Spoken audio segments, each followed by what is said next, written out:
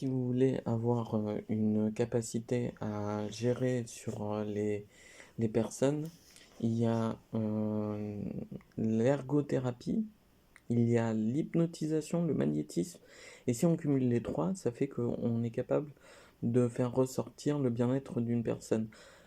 Plus l'information virtuelle de jeux vidéo, d'animés, plus la compatibilité avec le fait que la réincarnation soit dénombré, plus le fait que l'ensemble des personnes qui veulent trouver une stabilité soit dans l'optique d'être favorable au bien-être des autres, par exemple en utilisant des facteurs de conditions où la propriété n'est pas engagée pour la reformulation de problèmes, plutôt pour celle de solutions. Nous avons besoin de savoir qui a les compétences, comment fonctionnent les compétences et quels sont les remèdes et les moyens de ne plus être fatalement sur la position de définir un drame. Puisqu'un drame est un phénomène qui nous amène sur des inquiétudes futures.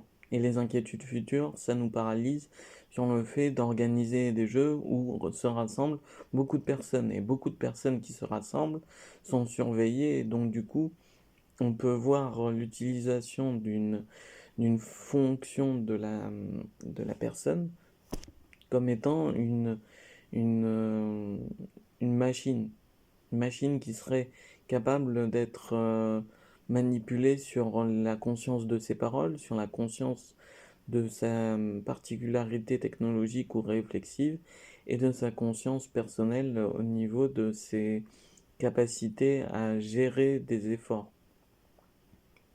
Moi, je suis incapable de savoir comment vous faites pour exactement réussir à me manipuler sur ma fonction labiale. Je sais mimer les mots, je sais que l'augmentation du temps de réaction fera que vous aurez plus de facilité, je sais que vous savez envoyer des messages par téléphone, je sais que vous savez brouiller le cerveau au niveau de la conscience, je sais que vous savez utiliser des méthodes hypnotiques pour conditionner la personne dans une attitude. Je sais que vous êtes capable de valoriser votre force sur le savoir, que ce soit la dissonance cognitive, le fait de rapprocher les gens, le fait de réincarner quelqu'un dans un paradoxe d'inexistence.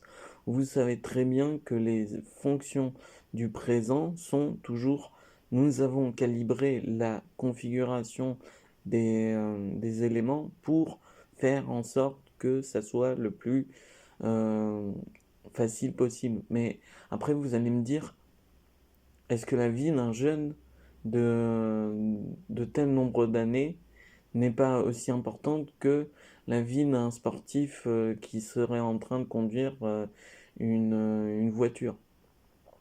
Parce que vous allez prendre ça entre deux perceptions. La perception, c'est que, moi, j'ai les capacités d'aller sur l'universel alors que je suis dans une fin de vie ou de subconscience de vie de mon existence. Deux, que vous êtes capable de voir que l'attrait de l'âge varie en fonction de la qualité de la personnalité. Il y a des personnes qui vont se sentir bien en école primaire, d'autres mal au collège ou au lycée parce qu'ils se sentiront délaissés ou bizutés ou qui auront une coïncidence avec les problèmes. Enfin, bref, vous avez compris en gros que la capacité maintenant de flexibiliser les personnes permettait de dévaloriser l'option de configuration de la sécurité de quelqu'un d'un peu plus pertinent. C'est comme le choix que représentait quelqu'un quand on vous dit vous valorisez deux plats que vous choisissez dans votre carte de restaurant. Il y a un plat qui va vous donner 101 de bonheur, l'autre 106 de bonheur. Mais dans ce choix, vous ne faites pas parce que c'est un repas parmi un autre et que vous conditionnez votre logique sur la fonction de ce que vous avez mangé le plus hier, avant-hier, dans la semaine, dans le mois, dans l'année. Donc cette particularité-là, elle revient sur la fonction de propriété de l'existence. L'existence, elle peut être pertinente à 25 ans et elle peut être régressive à 40 ans. Elle peut être pertinente à 75 ans et être régressive. Le tout, c'est de savoir comment évaluer quelqu'un qui va réellement se changer lui-même et être propice à la vie pour le futur, à la condition de vie. Parce que votre condition mentale, morale, que ce soit dans l'intentionnalité de votre périmètre, ou l'intentionnalité des personnes qui communiquent avec vous, ou l'intentionnalité de votre fond de pensée ou de vos complexes intérieurs, vont ressortir. Le but, c'est de savoir si les personnes qui en parlent constamment sont des valorisateurs ou des dévalorisateurs. Parce que vous pouvez prendre une information comme elle vient. Il n'est pas de mon sang ou il n'est pas comme je le représente, bah du coup, je ne le considère pas comme quelqu'un. Enfin, voilà, vous avez compris. Vous avez compris que l'appartenance ethnique vous fait représenter une distance, comme une distance de lieu vis-à-vis d'un drame. Donc c'est pour ça que vous avez la même propriété avec l'esprit. Vous avez la même distance d'incarnation et de réincarnation. Quand vous allez augmenter la qualité de vie de la personne, vous allez augmenter sa fragilité dans ses sensibilités. Et donc du coup, elle va devenir plus difficile à contrôler au niveau de ses perceptions qu'elle représente vis-à-vis des autres.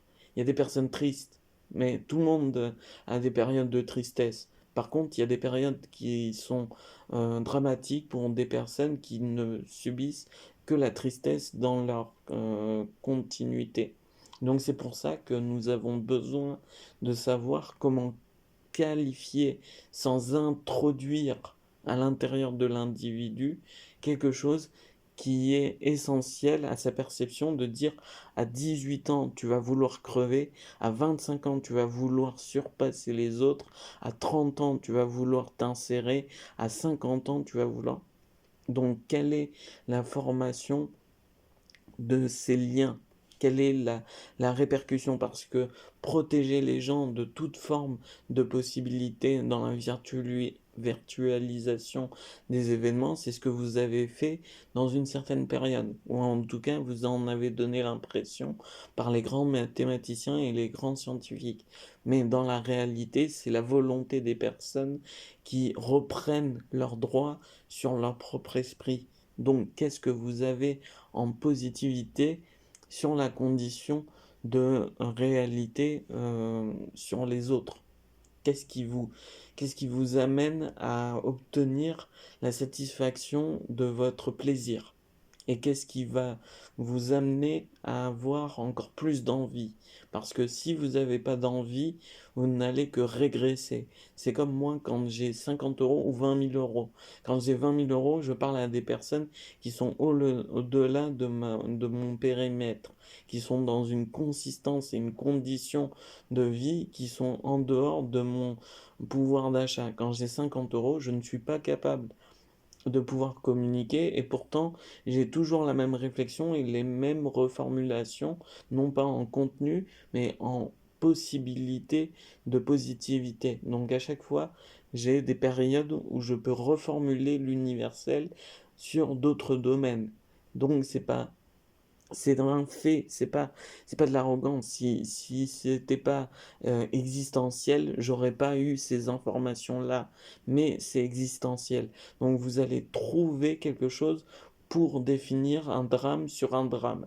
Ou alors vous allez configurer la possibilité que le drame arrive, donc il ne doit plus arriver d'une façon que l'ensemble du collectif, donc le point de vue collectif, les personnes qui sont sensibilisées à dire, à échanger, à être dans la vie active, de pouvoir éviter ça, ce type de pensée, ce type de tempérament, et que ce ne soit pas une valeur économique. Parce que je sais très bien que vous allez reprendre les périodes de guerre pour définir, bon alors il y avait les kamikazes, les terroristes, les poseurs, les suicidaires, il y avait tout un tas. Et puis on peut dire pour l'Occident, il y avait les brûleurs de sorcières, les évangéliques, les judaïstes, etc., etc., etc.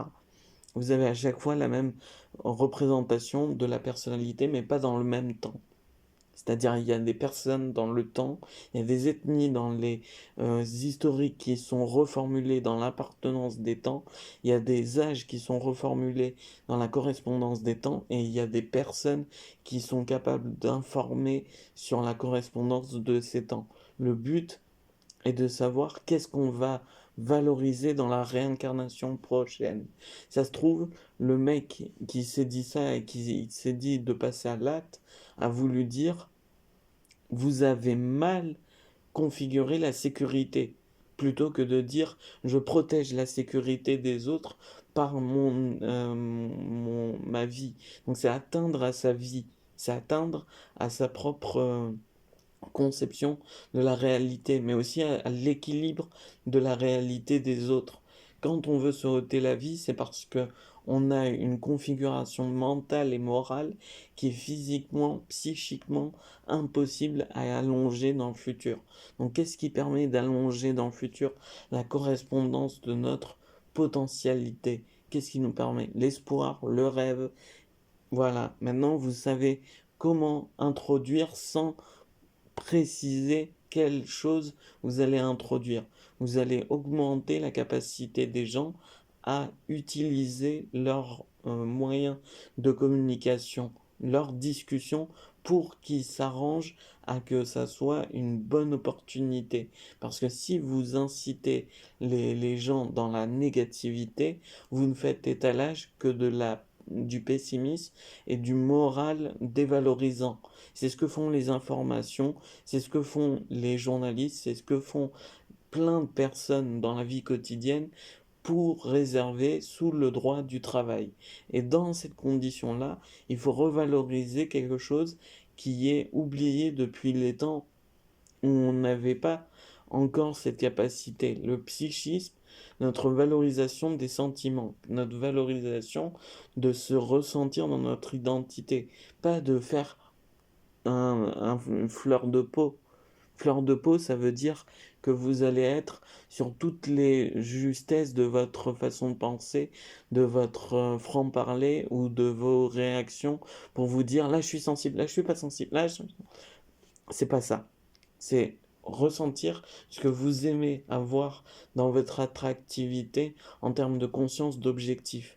Moi, je vis sur la reformulation de quelque chose qui est énorme. C'est pour ça que j'ai envie de vivre.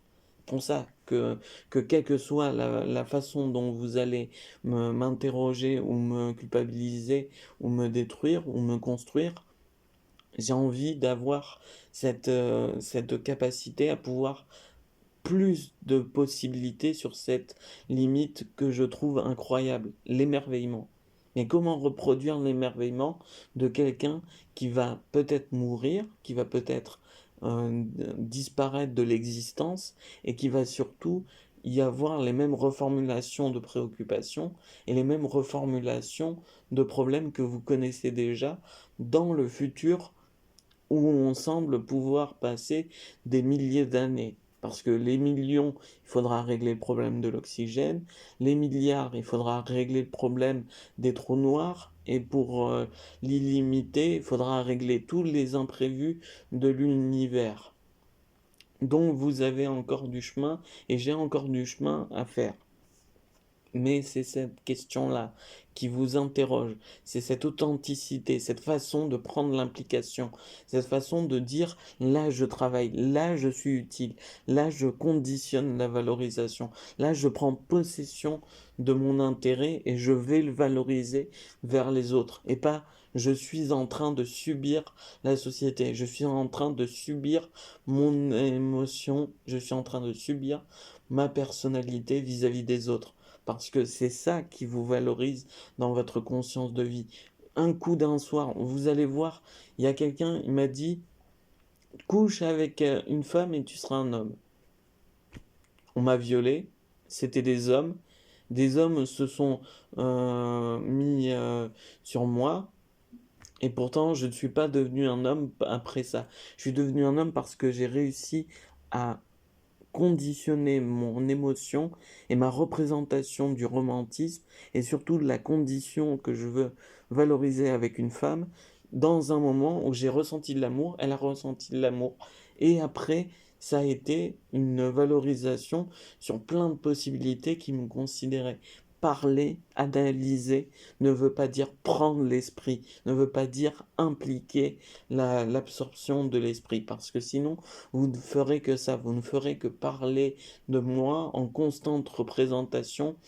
Vous direz, on fait des enfants, des milliers, des millions d'enfants. On leur dit, vous devez apprendre ce mot-là. Et l'enfant 1 reprend ce mot-là. Dans votre journée, vous dites combien de mots et combien dans votre pensée de mots sont dits. Parce que vous n'êtes pas capable d'allonger cette production de mots, de conditions, pour que ça soit percutant vis-à-vis des autres. Donc, pour représenter encore plus de pertinence et de valorisation vis-à-vis de chacun, c'est qu'est-ce qui me rend dans ma motivation, qu'est-ce qui arrive à me motiver dans mes souvenirs, même un seul souvenir de motivation, qu'est-ce qui va me propulser, est-ce que c'est l'échec de quelque chose qui me faisait peur, par exemple, quand vous êtes en dépression, vous avez peur de la mort et vous voulez mourir parce que vous avez peur de la mort, pas parce que vous êtes en vie et que vous avez une situation stable. Vous avez peur de la perte. Et quand vous perdez l'amour, vous perdez votre implication, vous perdez le romantisme que vous avez eu avec cette femme, vous perdez votre valeur, vous perdez quelque chose qui a été impliqué autant dans votre esprit que dans l'esprit collectif. Et ça vous revient dans la gueule parce que l'ensemble collectif le sait. Donc quel est le savoir qu'il faut avoir en soi et qu'il ne faut pas avoir chez les autres? Quel est le savoir qu'il faut impliquer de valoriser et qu'il ne faut pas impliquer vis-à-vis des autres? Parce que rendre hommage en faisant des minutes de silence, vous pouvez dire à monsieur ou madame un tel que c'est valorisateur, mais en réalité, il n'y a juste que des gens qui restent à attendre pour communiquer quoi? Un instant de rassemblement. Le rassemblement, il est fait sur un stade. Dans le stade, il y a des gens qui boivent, il y a des gens qui dorment, il y a des gens qui sont en train de souffrir, d'autres qui sont en train de vivre un moment de plaisir. Dans le stade, vous pouvez représenter une particularité de l'émotion sur chaque personne. Donc à chaque fois, vous avez la condition de savoir et de ne pas savoir. Impliquez, impliquez-vous dans votre considération de l'émotion pour que l'âme, c'est-à-dire l'existence en problème, ne soit plus un problème ni par la réflexion ni par l'émotion. Que ce soit quelque chose qui soit dans le déroulement de la légèreté. Parce que beaucoup de personnes invitent les gens dans des communications positives, mais ne savent pas réattribuer cette positivité-là parce qu'il y a des choses qui sont incohérentes, contradictoires, désobligeantes vis-à-vis d'elle. Parce que quand vous allez lui parler, vous allez la trouver moche. Parce que dans votre tête, vous vous dites, ah, elle est moche, mais je lui parle quand même parce que je me suis lancé. Puis vous allez augmenter de point de vue dans le relationnel. Vous allez dire, ah mais en fait, les personnes, je les perçois comme des gens qui vont améliorer ma vie parce que il y a tellement de possibilités. Quand j'ai rencontré cette femme ou cet homme, je me le connaissais moche. Et puis j'ai vu que ça a évolué. Et le point de vue numéro 135, vous avez compris, là, vous avez compris que le point de vue entre ce que vous vous dites de l'évolution, donc de la catégorie de la modification, a évolué vis-à-vis de vous, vis-à-vis de votre propre personne. Donc, clarifiez, parce que vous aimez le clair, vous aimez le limpide, la clairvoyance, la façon de répartir les choses. Vous n'aimez pas la condition de vous faire expliquer une remontrance. Vous avez envie de voir le futur positif, de voir la réincarnation, de voir votre incarnation future dans un état positif. Il n'y a pas besoin de guerre pour avoir l'envie de se reproduire. Il n'y a pas besoin d'avoir des journalistes pour savoir ce qui se passe chez le voisin. Il y a juste besoin de sonner, taper à la porte et d'apposer sa condition positive, sa condition réelle. Parce que mon identité, elle n'est pas illimitée. Vous savez, l'universel est devenu propriétairement plus rapproché au niveau des sensations de protection. C'est-à-dire que le contexte, l'ensemble des propriétés qui nous permet à tous d'évoluer sur Terre, évolue dans une considération où on va se faire détruire. Parce que vous savez que le contexte, il est en train de absorber les capacités de pouvoir espérer, parce que c'est de l'émotion, l'espoir vis-à-vis de la réflexion et une forme de magie du placebo. Parce que quand vous espérez quelque chose, la personne, elle va réattribuer ce vécu sur sa dynamique de reformulation, de prise de conscience dans son enfance. Parce que c'est ça l'éducation. C'est l'éducation de savoir ce qu'on va vivre après, ce qu'on va conditionner dans le présent et ce qu'on a vécu dans le passé comme erreur. Donc maintenant, prenez-vous dans votre intérieur et laissez-moi